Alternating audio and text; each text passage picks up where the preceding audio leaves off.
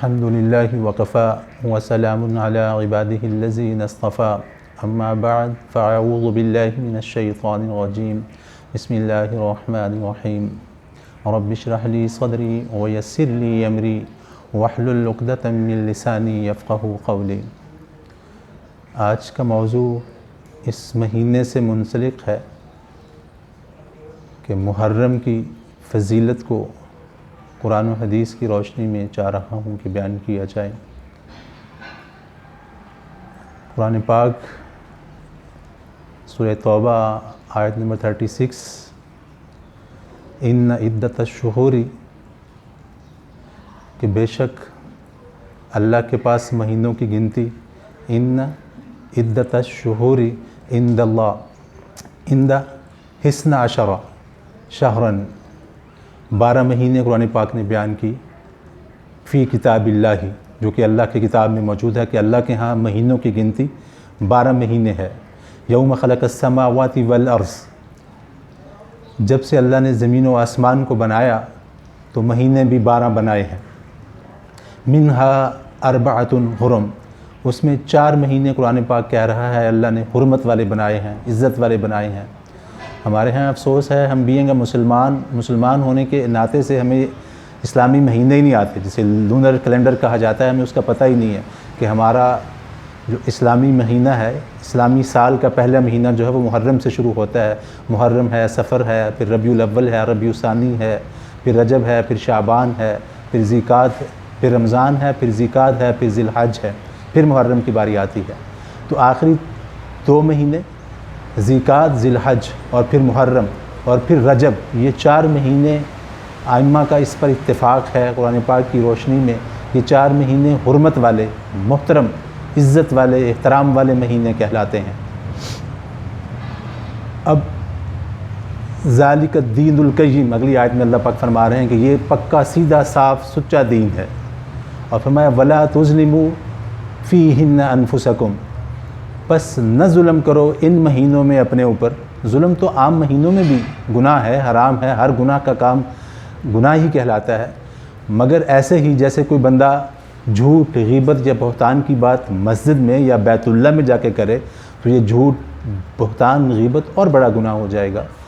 ایسے ہی ان حرمت والے مہینوں میں کسی قسم کا بھی ظلم، کسی قسم کا بھی گناہ جو ہے وہ زیادہ بڑا گناہ ہو جاتا ہے۔ تو نبی کریم صلی اللہ علیہ وسلم ایک حدیث میں فرماتے ہیں، یہ حدیث مسلم، نسائی، ابن ماجہ، سیاستہ کی بڑی کتابوں میں یہ حدیث موجود ہے کہ ان ابی ہریرہ رضی اللہ تعالیٰ عنہ قال قال رسول اللہ صلی اللہ علیہ وسلم افضل الصیام بعد رمضان، افضل الصیام بعد رمضان، کہ رمضان کے بعد افضل ترین روزے جو ہیں وہ شہر اللہ المحرم، جو اللہ کا مہینہ ہے، محرم کے ہیں۔ اسی حدیث کا اگلا ٹکڑا ہے افضل الصلاۃ بعد الفریضہ، فرض نمازوں کے بعد جو سب سے افضل نماز ہے، افضل صلاۃ ہے، وہ اگلے لفظ ہیں صلاۃ اللیل، مراد ترجمہ تشریح اس کی ہے تہجد، او کما قال صلی اللہ علیہ وسلم۔ یہ 3-4 سیاستہ کی بڑی حدیثوں میں، یہ بڑی کتابوں میں یہ حدیث موجود ہے۔ اب نبی کریم صلی اللہ علیہ وسلم رمضان شریف کے روزوں سے پہلے تو محرم کے روزے، محرم کی 10 تاریخ کا روزہ فرض باقاعدگی سے رکھا جاتا تھا۔ جب رمضان شریف کے روزے فرض ہوئے تو اس کے بعد ان کی فرضیت ختم ہو گئی، مگر نبی کریم صلی اللہ علیہ وسلم، بخاری شریف کی حدیث ہے، جب مدینہ تشریف لائے تو یہودیوں کو دیکھا کہ انہوں نے روزہ رکھا ہوا ہے 10 محرم کو، تو ان سے پوچھا تو انہوں نے وجہ بیان کی کہ اللہ نے موسیٰ علیہ السلام کو نجات عطا فرمائی اور قوم فرعون کو تباہ و برباد کیا، پانی میں غرق کر دیا، تو موسیٰ علیہ السلام تشکر کے طور پہ، اللہ کے شکرانے کے طور پہ اس دن کا روزہ رکھتے تھے، تو ہم بھی روزہ رکھتے ہیں۔ تو حضرت محمد صلی اللہ علیہ وآلہ وسلم نے ارشاد فرمایا کہ موسیٰ علیہ السلام کے ساتھ ہمارا تعلق آپ سے بھی زیادہ ہے، تو ہم پر زیادہ حق ہے۔ تو نبی کریم صلی اللہ علیہ وسلم نے، امام نووی رحمۃ اللہ علیہ نے اس کی تصدیق کی ہے، ارشاد فرمایا کہ اگر آئندہ میں اس دنیا میں رہا تو 10 محرم کے ساتھ 9، 10 یا پھر 10-11 کا روزہ، مطلب پہلے یا پھر بعد میں ایک روزہ ملاؤں گا۔ تو امام نبوی رحمہ اللہ فرماتے ہیں نبی کریم صلی اللہ علیہ وسلم اگلے سال اس دنیا میں تشریف فرما نہیں تھے، مگر ائمہ نے یہ اصول بنا دیا کہ 10 محرم کا روزہ تو ہے ہی، اس کا ثواب ہے، مگر یہود و نصارہ کی مشابہت سے بچنے کے لیے اس کے ساتھ 9 کا روزہ ملایا جائے یا پھر 10 محرم کے بعد 11 کے روزے کو ملا لیا جائے۔ یہ حدیث بخاری شریف میں موجود ہے۔ تو اصل میں اسلامی مہینے جو ہیں محرم، صفر، ربیع الاول کی میں نے بات کی، اصل میں قرآن پاک نے دونوں باتیں کی ہیں، شمس والقمر بحسبانہ، شمس بھی اللہ نے حساب کے لیے بنایا ہے اور قمر چاند کو بھی حساب کے لیے بنایا ہے، مگر اسلامی مہینوں کے اندر اسلامی جو اصول ہیں، مہینے، ہماری عیدین، رمضان، ہمارے سارے جو تہوار ہیں اسلام کے، وہ قمر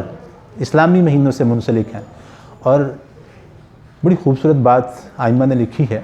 ایک نقطہ بیان کیا کہ قمری مہینوں کے مطابق زندگی گزارنا فطری زندگی ہے۔ آپ کسی ایسے علاقے میں ہوں جہاں آپ کے پاس نشر و اشاعت، خبر، ٹی وی، میڈیا، یہ چیزیں نہ موجود ہوں، گھڑی بھی نہ ہو، جنگل میں کہیں دور جائے، ایسے حالات پیدا ہو جائیں، ایسا انسان جس کے پاس وہ سورج کو، جس کے پاس وہ ظاہری آلات اور حالات نہیں ہیں کہ وہ دن، مہینے، ٹائم کو میئر کر لے،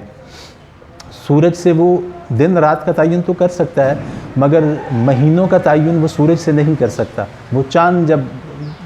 پورا ہوگا 14 تاریخ کا، پھر کم ہونا شروع ہوگا تو وہ اس کو مہینے بتائے گا، چاند سے وہ اپنے مہینے اور سالوں کا تعین کرتا ہے۔ تو فطری طور پر جو اسلامی مہینے ہیں اس کی ہمیں قدر کرنی چاہیے، ہمارے بچوں کو اس کے نام آنے چاہیے۔ محرم اسلام کا پہلا مہینہ ہے، تو محرم کی فضیلت بھی میں نے بیان کر دی ہے۔ ہاں، ایک اور حدیث رہ گئی، آقا نے فرمایا صلی اللہ علیہ وسلم، مسند امام احمد بن حنبل رحمۃ اللہ علیہ نے اس حدیث کو نقل کیا کہ آقا فرماتے ہیں صلی اللہ علیہ وسلم، یہ حدیث ہے ستہ کی دوسری کتابوں میں بھی موجود ہے، کہ 10 محرم کا روزہ انسان کے پچھلے پورے سال کے گناہوں کا کفارہ ہے، پچھلے سال کے گناہوں کو اللہ معاف فرما دیتا ہے۔ تو یہ ذہن میں رکھا جائے، اس قسم کی جتنی بھی احادیث ہوتی ہیں ان سے صغیرہ گناہ معاف ہوتے ہیں، کبیرہ گناہ جیسا کہ انسان کے حق ہیں، جس نے کسی کی جان، مال اور عزت، آبرو پہ ہاتھ ڈال دیا، کسی کی جگہ پہ قبضہ کر لیا، کسی کے پیسے دبا لیے، کسی کی عزت، آبرو کو داغدار کر دیا، تو اس کا ازالہ اسے حقوق العباد کے تحت کرنا ہوگا، رقم واپس کرنی ہوگی، قرض ہے تو واپس کرنا ہوگا، جگہ پہ قبضہ کیا وہ واپس دینی ہوگی اس کو۔ ایسے ہی عزت و آبرو پہ اگر جھوٹا الزام لگایا تو اس سے بھی اس کو رجوع کرنا ہوگا اور اپنے گناہ کا اقرار کرنا ہوگا۔ تو رمضان کے یا محرم کے روزے سے کبیرہ گناہ معاف نہیں ہوتے۔ دعا ہے اللہ ہمیں اس مہینے کی حرمت کو، اس کی عزت کو، اس کے احترام کو سمجھنے کی توفیق عطا فرمائے۔ وآخر دعوانا ان الحمد للہ رب العالمین۔